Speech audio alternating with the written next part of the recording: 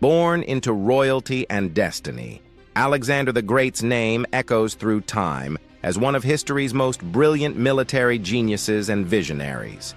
From a young prince tutored by Aristotle to the fearless leader of the largest empire the world had ever seen, his life was marked by incredible conquest, ambition, and legend. This is the story of a man who shaped the ancient world and whose influence lasts even today.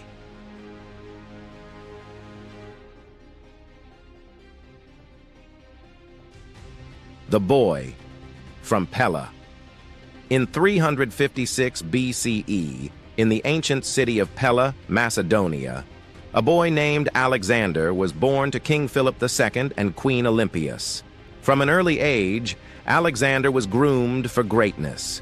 His father was a brilliant military strategist who united the fractious Greek city-states, and his mother instilled in him a belief in his divine destiny. As a child, Alexander showed extraordinary intelligence and courage. One famous story tells of his taming of Bucephalus, a wild horse that no one else could control. This event symbolized his determination and leadership qualities. At just 13 years old, Alexander was tutored by Aristotle, one of the greatest philosophers of the time. Aristotle taught him philosophy, science, medicine, and literature, an education that would influence Alexander's leadership and vision for a united empire.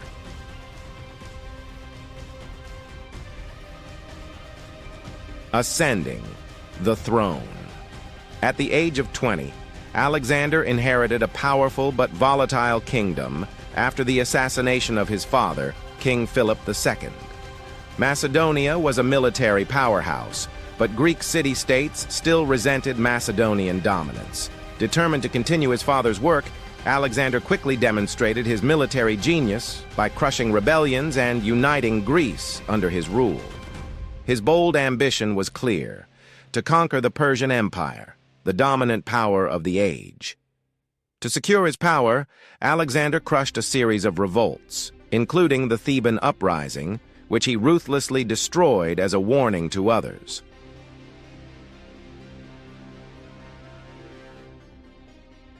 The Persian campaign begins. In 334 BCE, Alexander crossed the Hellespont into Asia Minor, beginning his legendary campaign against the Persian Empire ruled by King Darius III. Despite being outnumbered, Alexander's tactical brilliance and the discipline of his Macedonian phalanx won decisive victories. The Battle of Granicus marked his first major victory, giving him control over much of Asia Minor. At the Battle of Issus, Alexander faced Darius III himself and won a crushing victory, capturing the Persian king's family. These early successes established Alexander's reputation as an unstoppable force.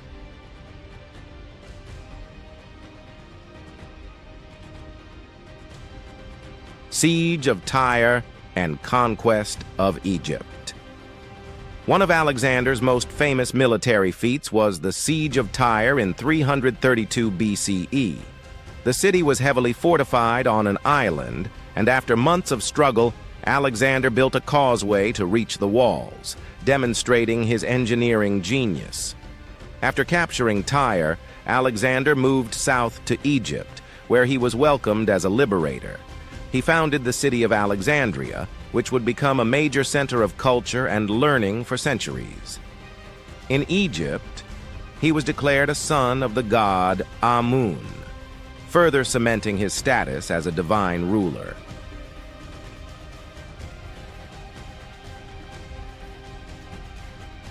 The decisive Battle of Gaugamela. In 331 BCE, Alexander faced Darius III again at the Battle of Gaugamela near modern-day Iraq.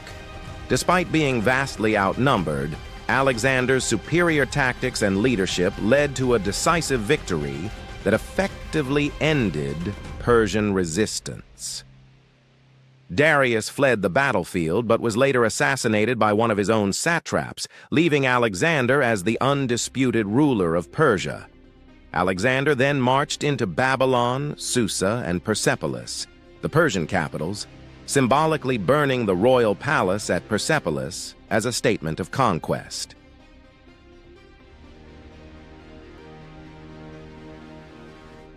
Empire expansion and cultural fusion. Alexander's empire now stretched from Greece to Egypt and deep into Asia, but his vision went beyond mere conquest. He encouraged marriages between his soldiers and local women, adopted Persian dress and customs, and sought to blend Greek and Eastern cultures. He founded over 20 cities named Alexandria across the empire, turning them into hubs of Greek culture and administration.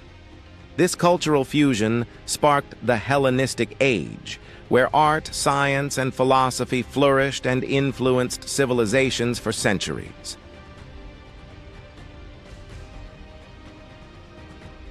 The journey to the east and limits of conquest.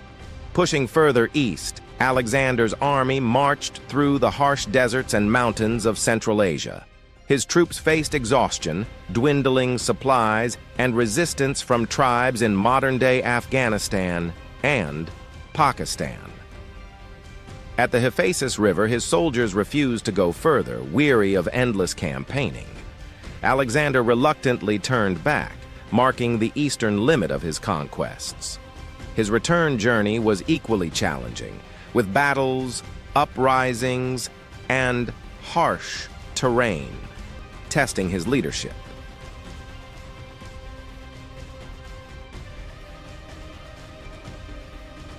The mysterious death of Alexander. In 323 BCE, Alexander arrived in Babylon, where he planned new campaigns to Arabia and Africa. But suddenly, he fell ill with a fever that lasted days, and despite efforts to save him, he died at just 32 years old. The cause of his death remains a mystery, with theories ranging from poisoning to malaria or typhoid fever. His death left a power vacuum, as he had no clear heir. His generals, known as the Diadochi, fought for control, eventually dividing the empire into several Hellenistic kingdoms.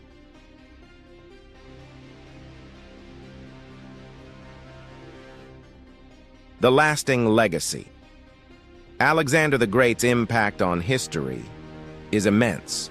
He changed the political landscape of the ancient world, spreading Greek culture across 3 continents. The Hellenistic age that followed saw advances in science, philosophy, and the arts. Cities he founded, like Alexandria in Egypt, became centers of learning and culture. Alexander's military tactics are still studied in military academies today. His life story remains a symbol of ambition, leadership, and the complex interplay between conquest and cultural exchange.